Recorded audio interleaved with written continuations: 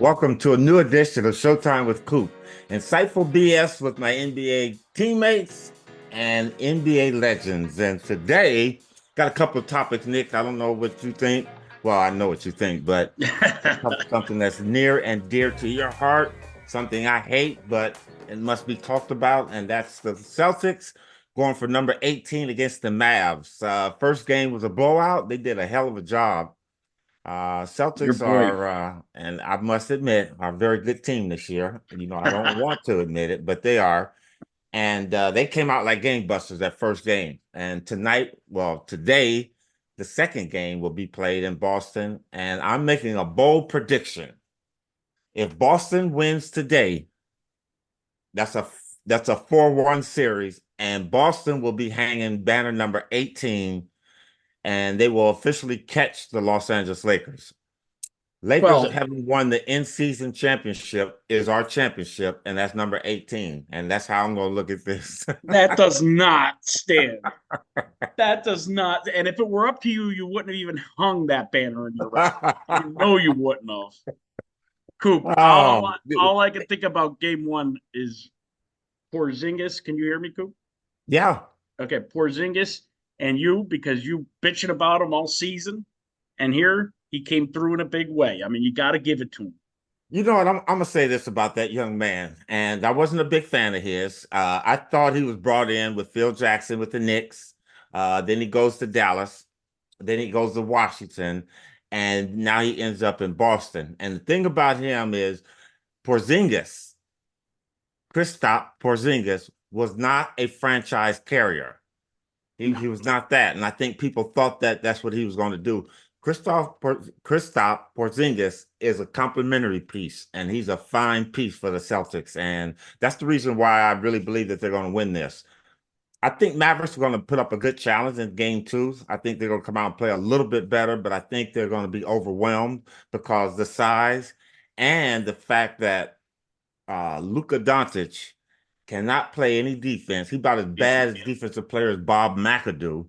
And Kyrie's right there too, Coop. and you can't hide. You can't No. hide on this Celtic team. They got shooters that can hit the ball. I think against Minnesota with Gobert and Cat not shooting the ball well. Them bigs, Doncic, those guys could guard them and kind of like play that little soft zone that they play. But this team here, the Celtics, because Horford can hit that shot and Porzingis can hit it. Everybody. And I think that's going to be the downfall of the Mavericks. But they will play better. But my prediction stays the same. If Boston wins this one, it might be a sweep, but I doubt it because Dallas will play well at home. But for sure, this will be over 4-1. Yeah, I have it at 4-1 too.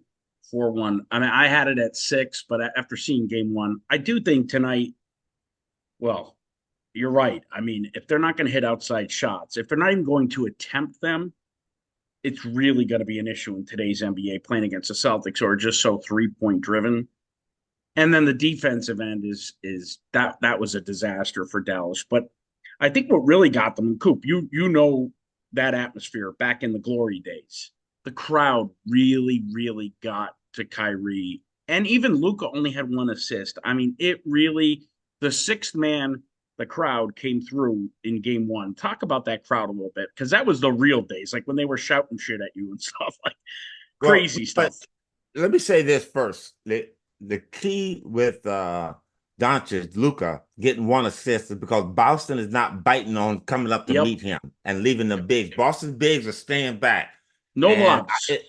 it's almost in the sense, and you can comment on this, it's almost like they're going to let him get his because his Mm-hmm. 30, 40 is not enough to beat them. So Mm-hmm. what you can't do is, because he's going to score. That kid is a good scorer. So why not let him go ahead and hit the little soft jumpers and stuff like that, as opposed to coming up and letting Lively and Washington and Gofford and them guys there Yep. come over the top with Jones. them Yep. lobs. And I think they might have had one lob that One. entire game, one One. attempt. I don't know if he Yep. got it, but I yeah, don't even think he got it, but it was one attempt, and they were. You saw that with regularity in every game they played out west. no, every Lob game. City. So You know, kudos that's a to the definite. coaching staff. I think I would have done that too. And then the other thing is, I think the reason why I think Dallas will play well is because of Kyrie is going to play a little bit better. The crowd might have got to him, Really But got to you. you know what? That's the Boston crowd. I mean, the biggest thing they had going was beat LA, and I mean, it was a worldwide chant when we played in that era and playing them guys and playing again. You have to play against the Boston Celtics crowd. So if I'm Jason Kidd, I'm telling my team today, guys, listen, let's go out there and have fun. But the key is you got to play and we got to score. Because if you score, you keep that crowd out of it. And if you play defense and not let Boston get on those 6, 8, 10-point run, the crowd won't be involved. So now you'll be playing just against the Celtics. But the one thing that we did is that we try to keep the crowd out of it, because when they get rolling and that crowd gets going, it's demoralizing. I mean, it really is. And you can't hear anything. You're trying to block them out, but they come through. They are truly the sixth man, as in any NBA team around, but the Boston is just another special sixth, seventh man playing at the guard, because those fans are rabid, they're avid, and they come at you, man. They let the Mavericks have it early when they got on that good run early in the game. I mean, you could tell, and Boston feeds off of that. The Yep. Celtics feed off, and this team being young and energetic. Oh yeah, that's giving them more spice for the killing. I've covered a lot of. I mean, I've covered games there since 2009. I've never heard it that. I've never covered a finals game. This was the first one, so I never heard it that loud, and I've heard it really effing loud. I mean, it may Well, be. It Nick, you may. know what? You can suck up all you want, because I do recall early Yeah. in the thing you were disappointed with this team and you Yeah. had doubts about them, and they were chokers. They were this and that. But you know what? Soft, soft, soft. Yeah. But you know what? To their credit, they're playing against a soft team. Oh yeah. Oh yeah. I think this would be different. They playing against Denver Nuggets, because Denver's Oh a yeah. physical team. So, but yeah, Nick, you can gloat a little bit. This is your time to shine. Playoff time, there is nothing like it. I mean, the energy, the effort amps up a good 50 to 75% compared to the regular season. And that's why you want to go to Game Time, the authorized ticket marketplace of the NBA. Now, they make getting playoff tickets even faster and easier. And here's the deal with the Game Time app. The prices of those tickets go down the closer you get to tip-off. They've got killer last-minute deals, all-in prices, and you can also get the view from your seats with the lowest price guaranteed. Game Time takes the guesswork out of buying NBA tickets. So here's what you should do. You download the Game Time app and you browse it, and you can see that you can get Celtics and Bruins playoff tickets for less than $150. And again, the closer to Game Time you get, the lower the ticket price is. These are terrific deals for big-time postseason games. Last-minute deals. Save up to 60% off buying last-minute sports, concert, comedy, theater tickets. All-in pricing. Toggling this feature shows that the total up front with no surprise fees at checkout, and also the lowest price guarantee, or Game Time will credit you 110% of the difference. Your purchase is covered with the most flexible customer service policy in the ticket industry. So, take the guesswork out of buying NBA tickets at Game Time. Download the Game Time app, create an account, use the code CLNS for $20 off your first purchase. Terms apply. Again, create an account and redeem the code CLNS and get $20 off. Download Game Time today. Last minute tickets, lowest prices, guaranteed. Well, And you can have it all. I'm going to give it right back to you because today is the 37th anniversary of Magic Johnson's baby hook in Boston Garden that silenced that crazy crowd. Today, Coop, talk about that game. What, that is something magic right there, that we are even mentioning that, because you know what, in that play there, Boston did exactly what they had done. They kind of laid off. That's why Magic was able to get that. But if you look at that play, and the NBA, I saw that last week on something, that play came up, and of course Michael Cooper was the one inbounding the ball, and getting it to the right person. But Yep. Magic was determined to score that, only because of everything that had gone on in Boston. But if you look at that play, Kareem's wide open. All he had to do was dump that thing to Kareem, and it would have been a score. But Or if he missed the Magic Johnson's breakthrough at the Garden. Or if he missed, Kareem was dunking that bitch right back in. I mean, Well, he it ain't was. gonna be a miss. Did you know it was in? Oh yeah, I knew it was going in when he threw it up there, because When he ordinarily waved off, Magic he would waved have off. passed it.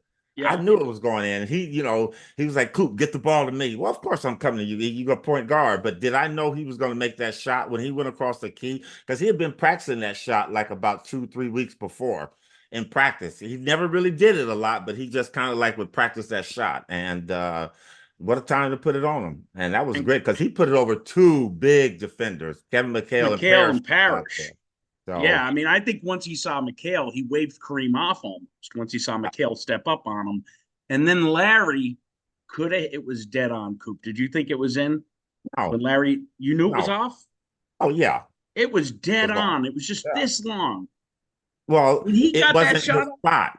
It wasn't his spot. Yeah. Right. And as a defensive player, that's what you try to do is get that guy off his spot. Move Larry in a foot, maybe a foot and a half. Oh, that's dead on. But no, we knew that wasn't his spot. And it was a turnaround. It was a shot he had hit many times in other games.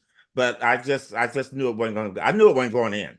I just had I had my hand up. Worthy had his hand up. I think we came and kind of like double teamed him a little bit. But you know what? So that'll be my saving grace for today. And if the Celtics win the championship, is that today is the day that yeah. I think it's also the last game Bill Walton ever played in. I think he played in that game for a minute. Yeah. Yeah, but we lost Bill Walton. You've got to react to that, Coop. Well, I wanted to admit I was going to open the show with him. But we might as well go ahead and do it because since he's with the Celtics in that green, and I really didn't go good with Bill with red hair and green. Green and red doesn't go. Yeah, leprechauns have red hair. Celtics is green and white. But you know what? We lost another soldier, man, and camaraderie, a frat brother, so to say, the fraternity brother. Bill Walton was a special guy, man. And the one thing I've been doing a lot of interviews about him over the last couple of weeks.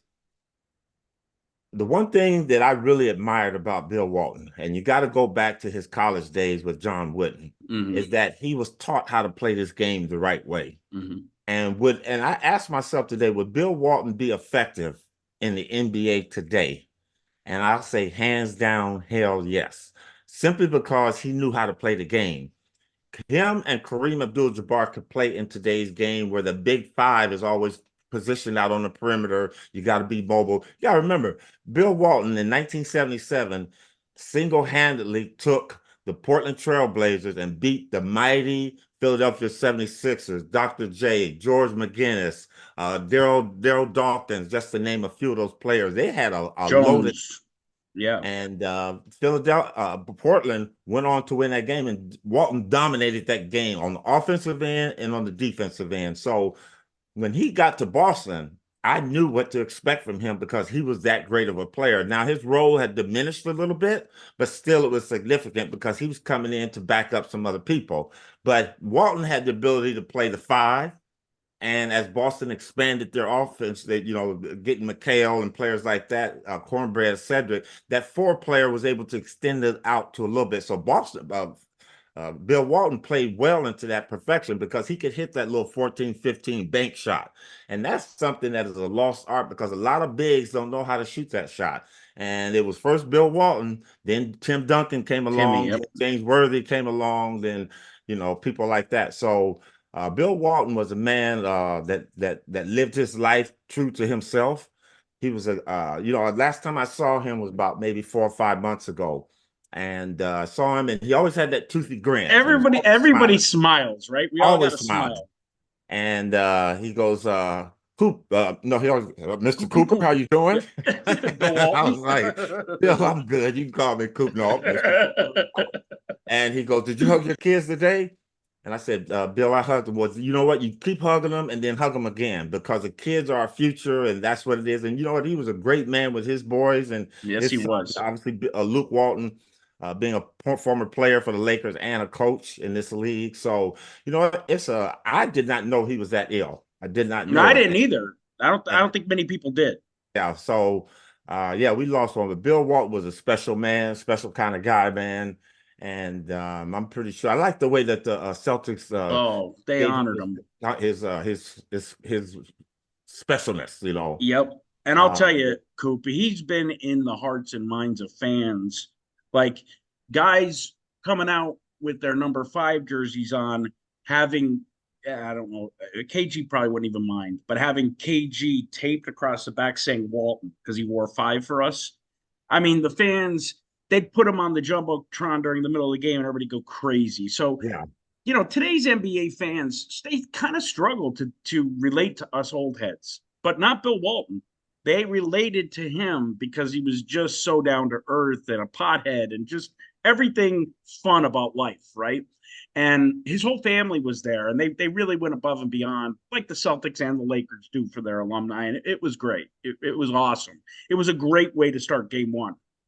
Great way to start game one. But that was an energizing effect that Bill had on it as a team. I'm pretty sure he was there in spirit, and they felt it. I like the fact that usually when they recognize a player or someone, they have the black thing, and they'll just have their number. I love the fact they had his name, Walton. Yep. And that shows class of an organization. And underneath Coop, they had, you couldn't tell from television, but the words Walton were in tie-dye, which is just so Bill. Yeah, it's just so Bill because he always wore tie-dyes, Yeah.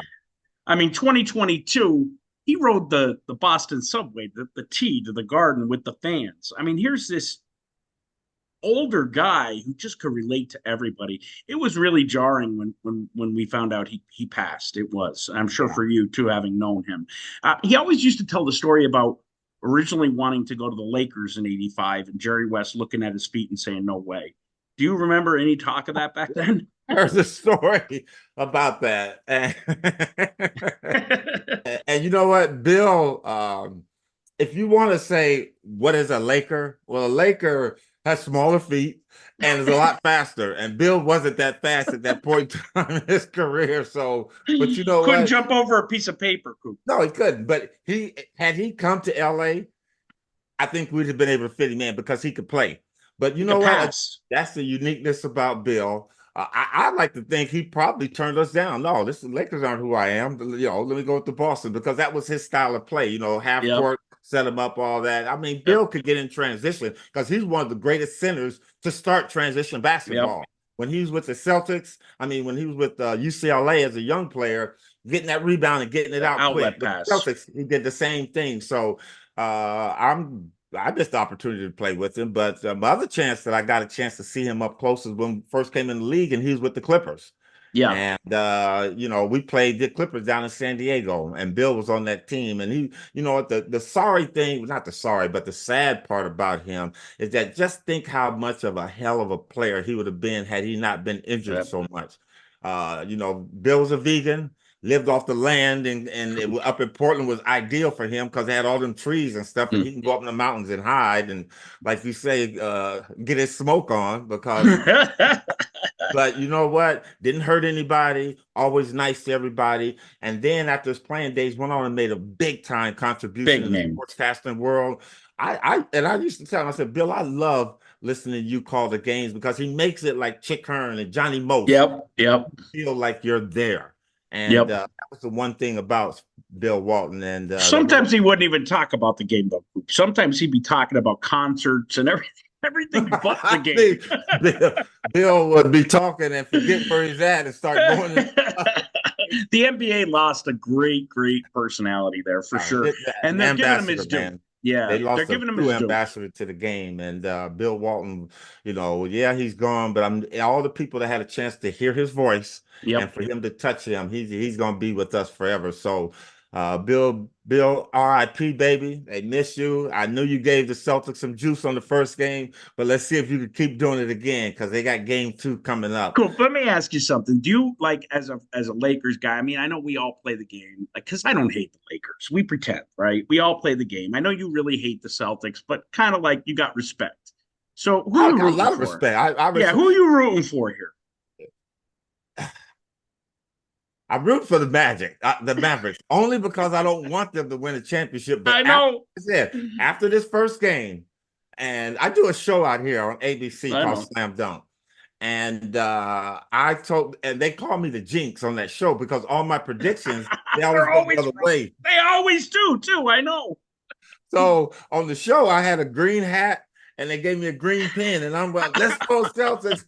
Oh, I got to find that video. It's got to be on YouTube. I got to find it is. Let's go Celtics. So I just have a feeling that let's go Celtics gonna be the right word to chant because they're gonna win this series, man. It's just it's a matter of how long they want to take doing it and when they want to do it. So, but Oh, Nick, it's so hard. It's it has so to be. hard for me to root for the Celtics. It is, but It has to be. so you got to appreciate these guys. That you know what, Tatum and Brown have put in a lot of work, and they've done it over the years. They've taken all the criticism, they've taken all the hits, they've taken everything that has come at them, and they stayed pat and they stayed firm. And they have carried this team to the top. So it's going to be, when they win it, they deserve it all. And you know what, Brown, they made a lot about his contract, the money he's making, and he isn't worth. He's showing you that he's worth it. But again, basketball is not an individual sport; it's a team sport. And I don't care how great you are, you can't win without your teammates. And Boston has a very solid team. It's kind of funny you say that, because yesterday Jason Kidd ended his media availability with, Jaylen Brown is the best player on the Celtics. Like, he started to plant that wedge because, the Tatum Brown back and forth competition. So he did a Phil Jackson there. It wasn't as good as Phil would have been. After he said that, like, the media kind of chuckled, was like, he's trying, because we have done this. We, meaning not just the Boston media, but the national media, we have kind of pit those two against each other for so many years that when they got to the podium, all of the players got to the podium. They got asked about it, obviously, and everyone laughed it off.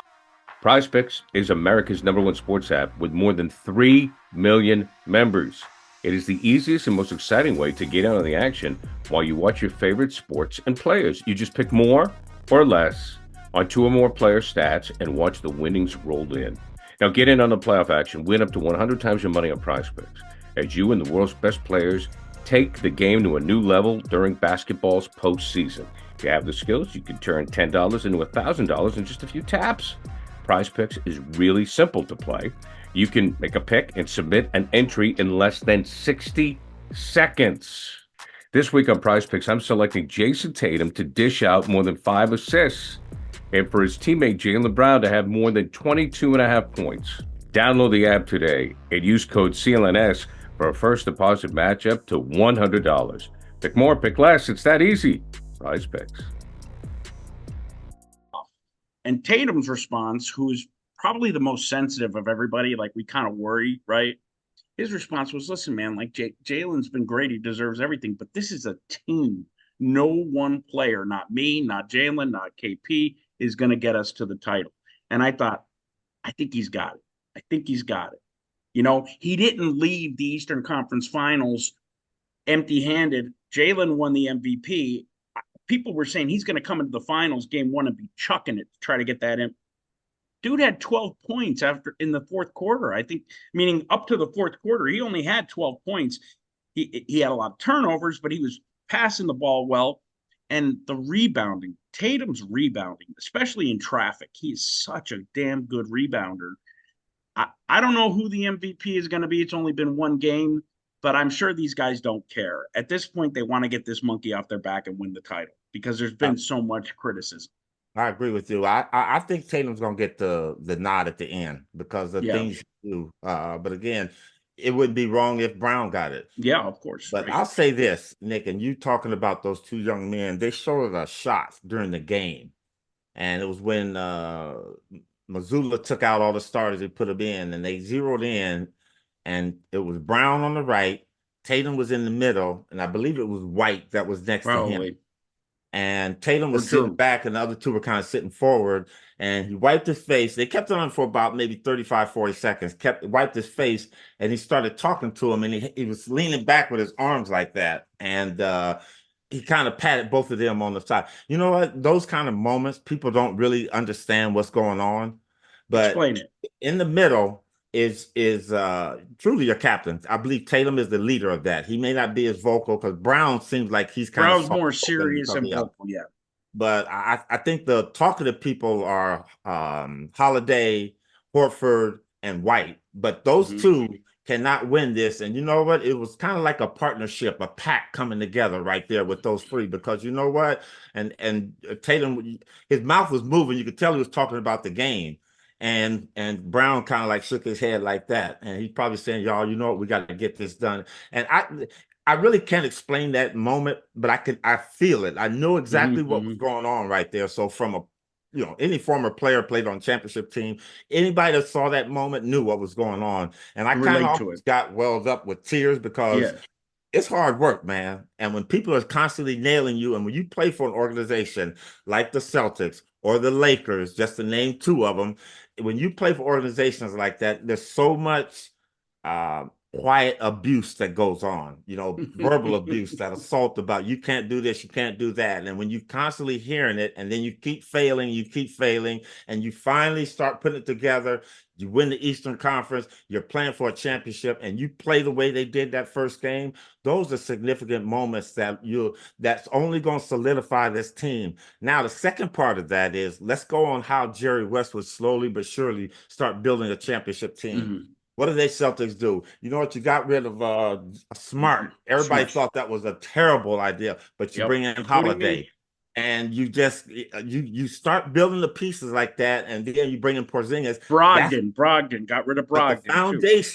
The foundation is Brown and Tatum. That's the foundation. What you do is you got to go out and find players that can play with them and around them and for them, and that's what the Celtics have done. So I see what's going on. That's why I'm jealous and really a little bit vindictive, because you greatness coming into fruition. You actually see it, man. And if the Celtics go on and win this, which I think they will, they're going to be a hell of a team to beat next year, because these guys are young.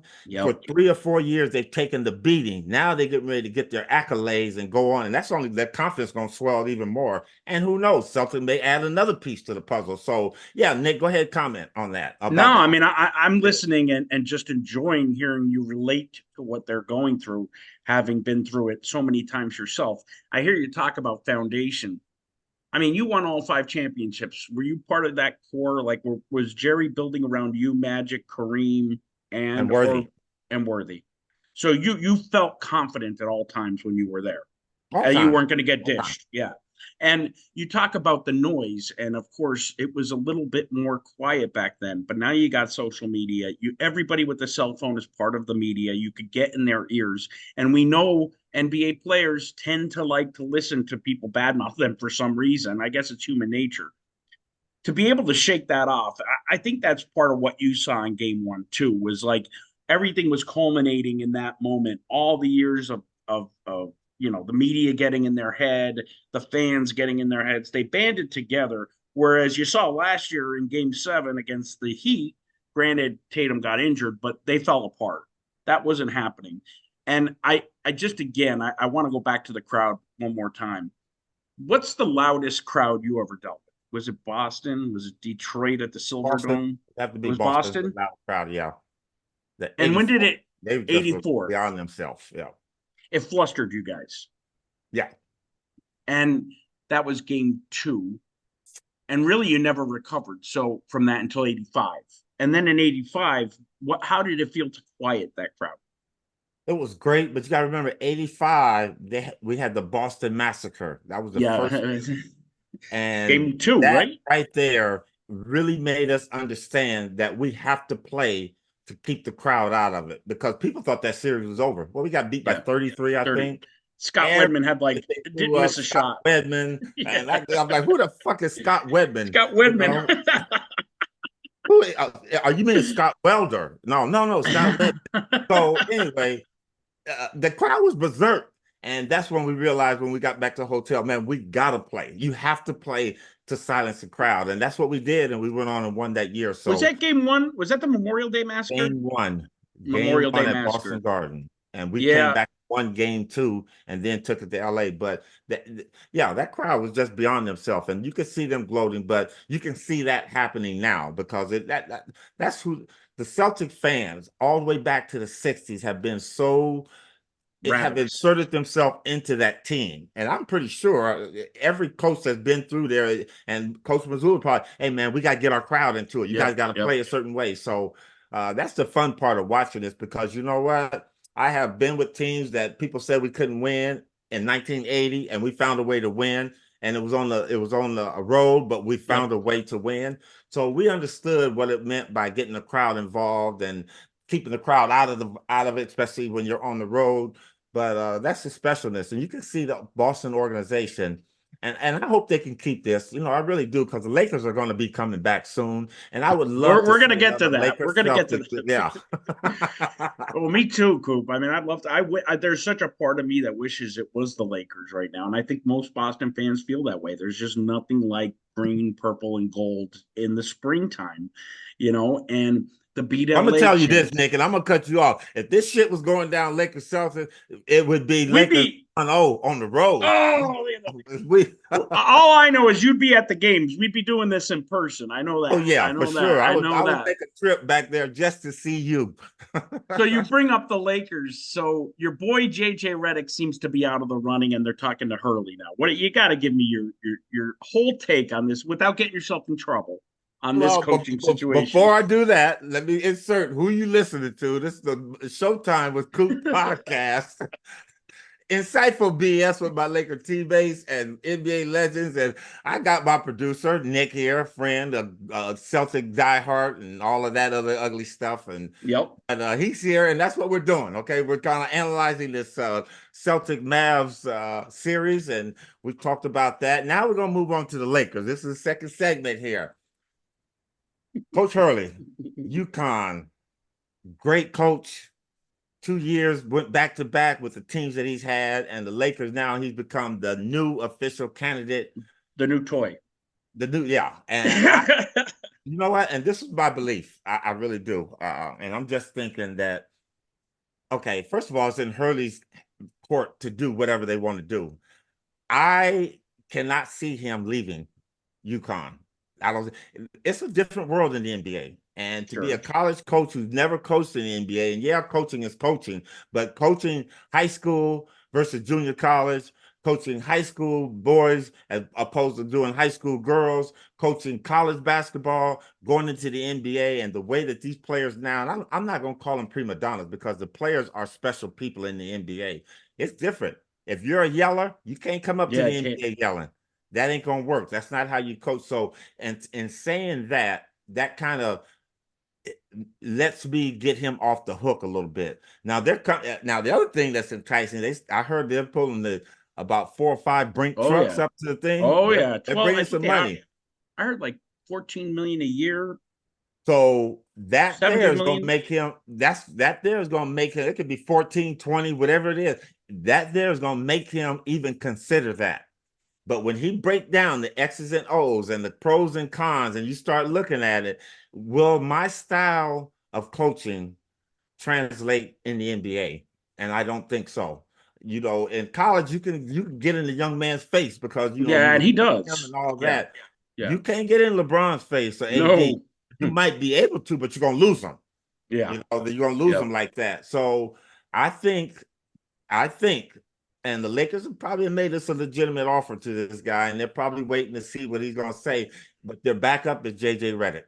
And if this one fizzles out, the Lakers are going to go Redick, and they're going to do it immediately. That's just I haven't talked to anybody over there, but I have. No, you and Redick have a past, Oh yeah. And that's going to be interesting. If he becomes a Lakers coach, he got a lot of love coming from me. Yeah, of course. Got a lot of love. But what I'm hearing, though, Dick, and I'll let you comment in a second. What I'm hearing is that they're willing to take the chance on him, like the Lakers took the chance on Pat Riley. I've heard that too. I hate that take. I hate that take. Pat Riley earned his way through that franchise. I mean, dude sat by Chick Hearn for how long? He was a role player on the championship team. I mean, that is so unfair to even put to Pat Riley to put JJ Redick's name alongside his. I just don't see that. Well, I don't like that take. The only reason they're doing it is because of the looks. JJ's a nice looking guy. JJ's a good looking guy, and he's well spoken, and he knows analytics. Like, let me tell you, I'm praying the Lakers hire him. And he dresses nice. He dresses very nice, which is a Pat Riley trait. But I'm praying the Lakers take him because then I don't have to fucking listen to him anymore. And I agree with I agree with most of what he says. He's just so arrogant that I don't want to agree with him. He's so fucking arrogant that I just don't want. It's like, please hire him. But I hear what you're saying on Hurley, but there's something about it that decision that makes me take the Lakers seriously again. The JJ Redick thing makes me feel like they're just trying to appease LeBron. And I know you think I'm not a LeBron fan. I am. But the dude has to inject himself into everything, like this whole Kyrie thing now that he's saying, I wish we were playing together now. Well, of course you do. He's in the fucking finals. Of course you wish you were playing with him. I mean, like, it's just so annoying to me that he's now making commentary on podcasts after every frigging game. It's like, LeBron, please just give us a break. Well, Nick, social media has done that. The I only know. time you used to hear players comment is during the interview, Or something national like that. But broadcast. now Yeah. they can be sitting at home in their living room and make a comment, and you don't even have to see them. So that's You our know, world that we live in today. And you know what? Go ahead. you know who JJ reminds me of on the broadcast? Not on the playing court, because there's no comparison. But no one can destroy a broadcast while saying intelligent things like Rick Barry. And Yeah. that's how I feel JJ Redick is. He says very smart things. He's a good analyst, but he's so fucking arrogant that I think majority of the fans tune him out almost immediately. Nick, this is what I'm gonna say, and then we're gonna move on to our number Yep. 3 thing. That's a very hot seat. It is a very hot seat. The Lakers and Celtics. Yep. That first seat is probably one of the hottest seats you'll ever sit in, because it's not like going to Memphis. It's not like going to Milwaukee.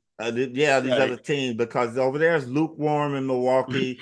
Right. Memphis is cold. They'll let you warm it up. They'll give you 2 or 3 years. OKC. Oh yeah. Well, OKC, you know what, is going to be one of them up and coming teams, but still, it's not.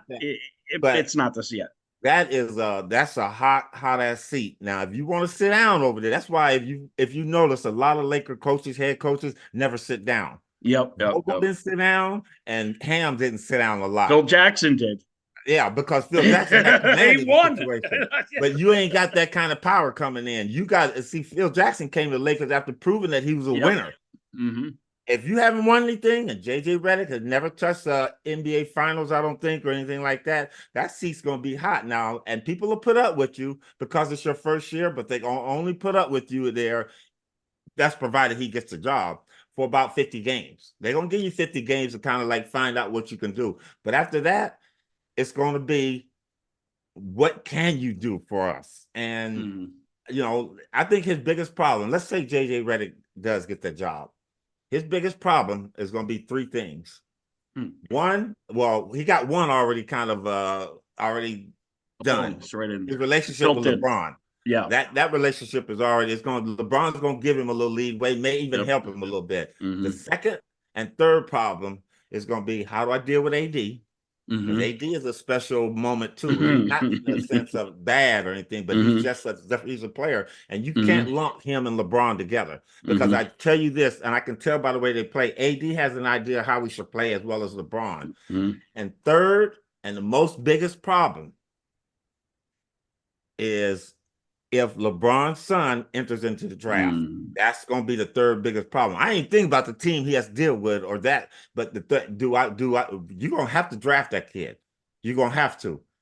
And because he won't be there in 33, I think that's, or 55, whatever the Lakers have, 33 or 55. He won't be there then. So do you make him your number 1 pick at 17 if he enters, or he's in the draft and he's playing well? I say yes. But you have to. I would draft, I would. Yeah, the decision is, it's really about LeBron at that point. Do you want LeBron or don't you? Because if you don't draft Bronny, LeBron's gone. Yeah. So really, at this point, and I agree. I heard Byron Scott say this on, I think it was on ESPN. I agree with him, P. Scott. He said, you know, just screw it. Make LeBron let the player coach at this point. Well, he will be. If they hire JJ Redick, LeBron will be coaching the team. It would be cool to see him take up the Russell, you know. It hasn't been done, player coach, since Cowens, I think, in 79. Yeah. So what was it? It was a Cowens, Bill Russell, Lenny Wilkens. Satch Sanders, too. Satch Sanders, yeah. Coach. So was Bob Cousy in St. Louis. He made a comeback. It's a new day here, because you got these guys come in with egos and stuff like that. So, but LeBron can command the players are going to listen to him. That's for damn sure.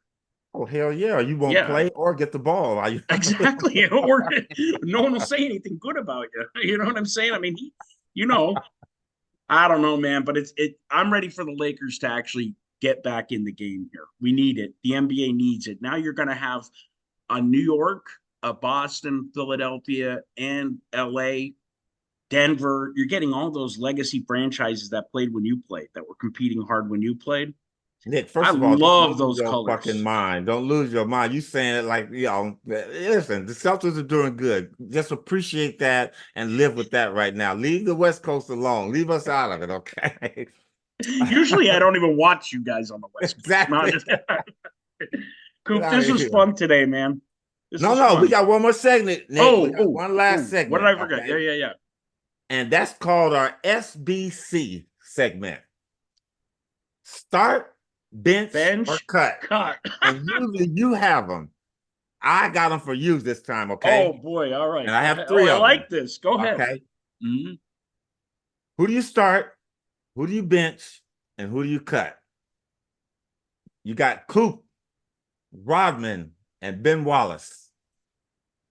I'm cutting Wallace. I'm starting Rodman, and I'm benching Coop. See, fuck that. I'm starting over Rodman. I think it's interchangeable, but I am exactly. and That's why I like you. Ben Wallace. That's a good one, Coop. That one like there is just to get your juices flowing. Okay. That's good. So Go ahead. You got another one? Okay? Got another one? Yep. So go ahead. you starting Rodman, you benching Coop, and you cut Ben Wallace. Okay. Wallace is out. You know what? I have to do the opposite on that one, but that's another story. That's Wait, you would take Rodman out and you would start bench Wallace, Rodman, and cut. You can't be changing it. You already made your choice. Right. Okay. All right, second one. KD, Wilt, or Russell? Kevin Durant. I know. This Wilt is so Chamberlain slept with 23,000. That's putting Wilt in there anyway. I'm starting Russ and Bill Russell. I'm benching. You starting Wilt, who? Russell. I'm benching Wilt, and I'm cutting KD. You cutting KD? Where you get the scoring from? Wilt is going to score 50 points a game. Shoot 50 free throws. God. Let Russell shoot the free throws. No, what I'm saying is, I listen. It's hard. Like, I can't not take Russell, but he's obviously the least talented of the three. Exactly. But he's 11 a better defensive player too. He's better, and he's smarter, and he's an alpha, and and he has 11 titles, bro. I mean, between Chamberlain and Russell, you have 13 titles. Like, come on. Nah, that's a tough one. But I as a Celtic fanatic, I got to go Russell start, Wilt bench, and KD. See ya. That's Give me another one. I love this. I never get them thrown on me. That's because you don't want to get thrown out of Boston. That's I know that you can't not say Russell, bro. I'd be canceled here. All right, our last one and most important one. Oh, Curry, Kuzzy, Isaiah Thomas. I'm starting Curry. I'm benching Isaiah, and I'm cutting Kuz. You just got me canceled. Thank you. Why you? Well, I mean, let's start with Isaiah. He fucking torched us, like the Celtics every year, even when the Celtics won, it was like, get this guy out of here. And then he's the only guy that beat both the Celtics and the Lakers in the finals in the 80s. I mean, he was the only one that really broke it. I guess the Sixers, and Kuzzy, I mean, I love Kuz, but how could that translate to today? I mean, it could, but he shot 37% from the field that one season. You know what I'm saying? And then who did I start? 9 championships? Six. And then Curry is the best shooter of all time. He changed the game. And he's got 4 titles. Like, Curry belongs there. I would maybe bring Curry off the bench and let him sharpshoot because I think Isaiah is that good. Dude, how about you? How about you? Wait a minute. This is wait, I got one for you. Curry, Isaiah, or Kyrie? No, Nick, those are mine. You got to. You get to give the ones next time. You get to give. All right. Sorry, I like you good ones. Coops SBC, baby. SBC. Nick, had fun, man. Thank you. Yeah, got another one in. Please got a keep listening. You got a Celtics jersey coming your way. It's going to have 18 on it. Just double up as Cowan's number, but banner 18. We're going to send that out to you. You can wear it to the Staples Center for the first Lakers game next season. See how that goes out there. You know what happened, Nick? This was what? A couple of years ago, somebody sent me a video. Celtic fan, a friend of mine is a Celtic fan, and I sent him a jersey. And he showed it in his backyard where he had poured kerosene on it, lighter fluid, and he burned it and sent me the video. You may be getting that video. Oh, that'll go viral on Twitter. You should do it today anyway. Just go buy one. All right, Go Nick. Celtics. Good show, Coop. Okay, thanks. That was fun. Later.